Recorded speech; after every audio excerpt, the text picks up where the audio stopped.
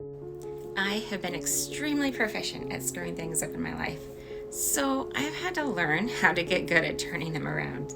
If you'd like to hear about what I've learned or I'm currently learning through my spiritual awakening and how I've discovered my way home, then grab a cup of coffee and get comfortable. My hope is that my life lessons help and inspire you. At one point, I was even telling people that my guide picker was broken, and I was basically sitting myself on timeout. If there was a way to pick the wrong guide for the wrong reasons, I've probably tried it and definitely paid the price. And I bring this up because my dad ended up in the hospital recently, very sick with meningitis. And if you're guessing that I probably had dad issues, you'd be correct.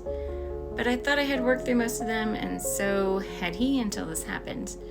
Now, to be clear, this is the man that kind of raised me. He was occasionally home, and I'm not really sure who was more mature when I was growing up, me or him. But he and I have worked on a relationship for the last 10 to 15 years. It was going pretty good.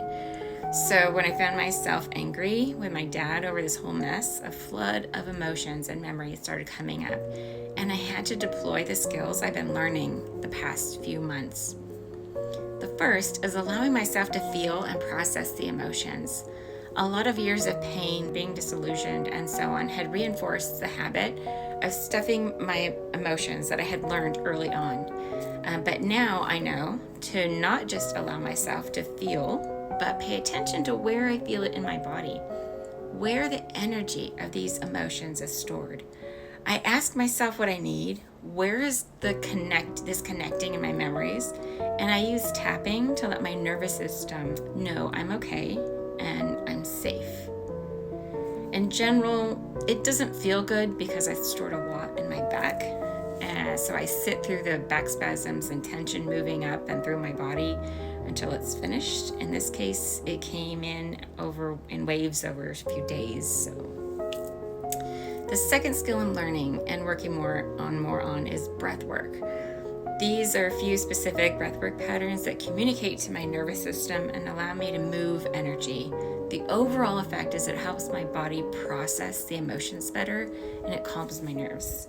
I'm not an expert by any means, and I'm not even sure of the specific names of the patterns I perform, but I'll put a couple of links to some resources in the description if you're interested.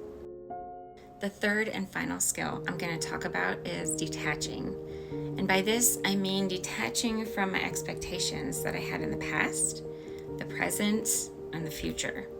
Because they tend to be unrealistic and they mostly were set by my 5-year-old self and they really don't make sense for right now. So don't get me wrong, there are some expectations that are valid and I try to validate those with myself. But detaching from blame, guilt, and vengeance are really vital. None of those have served me well, ever. They always end in pain. So what I want to encourage for you today is to take some time if you really want to go down this path and start detaching from all of those things that keep you trapped in the past.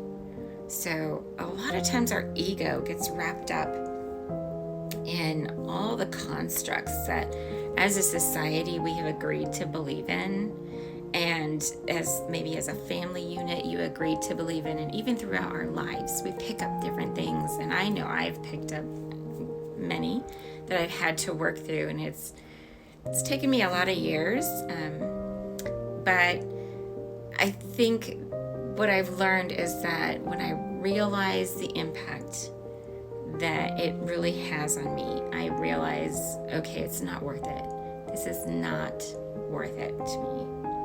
I do not want to be in this victim mentality anymore. I absolutely refuse to stay in victim mentality. Absolutely.